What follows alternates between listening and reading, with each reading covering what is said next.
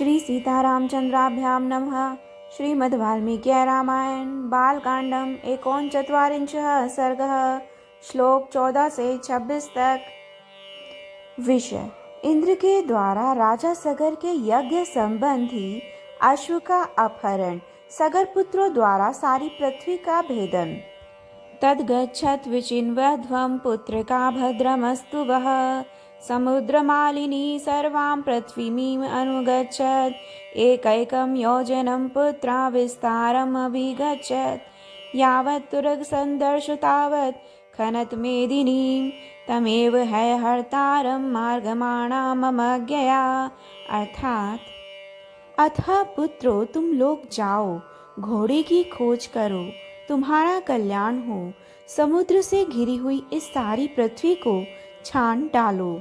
एक एक योजन विस्तृत भूमि को बांटकर उसका चप्पा चप्पा देख डालो। जब तक घोड़े का पता न लग जाए तब तक मेरी आज्ञा से इस पृथ्वी को खोदते रहो। इसे खोदने का एक ही लक्ष्य है, उस अश्व के चोर को ढूंढ निकालना। दीक्षितः पौत्र सहितः सोऽप्याध्याये गणस्त्वहम्, इह स्थास्यामि भद्रं वो यावत् तुरगदर्शनम्। अर्थात मैं यज्ञ की दीक्षा ले चुका हूँ, अतः स्वयं ही उसे ढूंढने के लिए नहीं जा सकता। इसीलिए जब तक उस अश्व का दर्शन न हो तब तक मैं उपाध्यायों और पौत्र अंशुमान के साथ यहीं रहूँगा।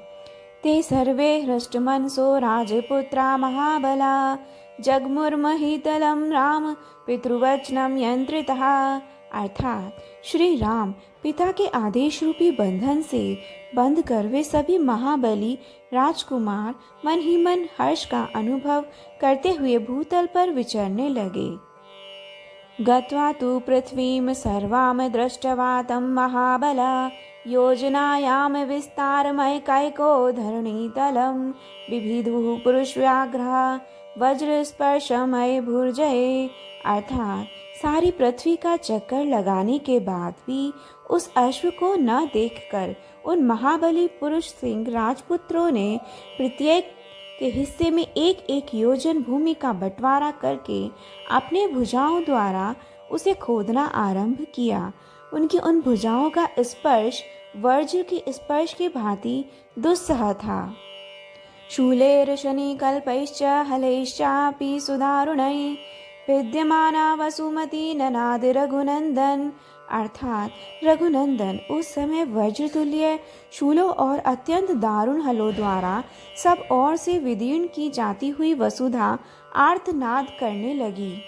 नागानां बध्यमानानां सुराणां च राघव, राक्षसानां दुराधर्ष सत्तवानां निंदो अभवत्। अर्थात रघुवीर उन राजकुमारों द्वारा मारे जाते हुए नागों, असुरों, राक्षसों का, दूसरे दूसरे प्राणियों का भयंकर आर्तनाद गूंजने लगा।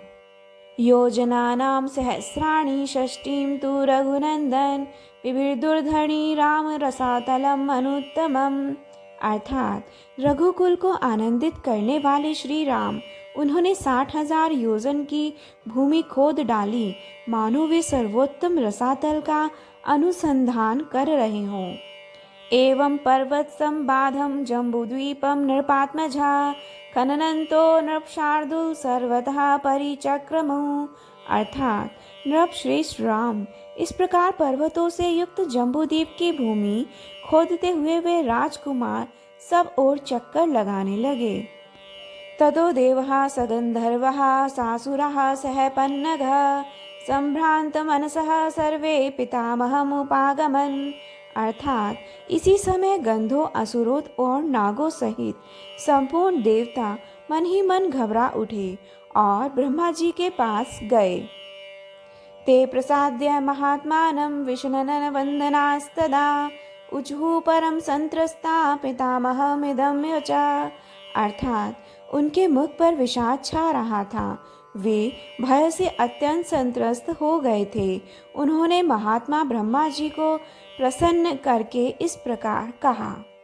भगवन् पृथ्वी सर्वा खन्यते सगरात्मजये दैवश्च महात्मानो वद्यन्ते जलचारिणः। अर्थात भगवान सगर के पुत्र इस सारी पृथ्वी को खोदे डालते हैं और बहुत से महात्माओं तथा जलचारी जीवों का वध कर रहे हैं। अयम यज्ञ हरो अस्माकं नैनाश्वो अपयन्यते इति ते सर्वभूतानि हिंसन्ति सगरात्मजा। अर्थात यह हमारे यज्ञ में विघ्न डालने वाला है, यह हमारा अश्व चुराकर ले जाता है, ऐसा कहकर वे सगर के पुत्र समस्त प्राणियों की हिंसा कर रहे हैं। इत्यार्षे श्रीमद् रामायणे वाल्मीकि आदि काव्ये बालकांडे 39 सर्गा। अर्थात इसी प्रकार श्री वाल्मीकि निर्मित आर्ष रामायण आदि काव्य के बालकांड में 39वां सर्ग पूरा हुआ। जय जय राम सीता राम, जय जय अवधपति।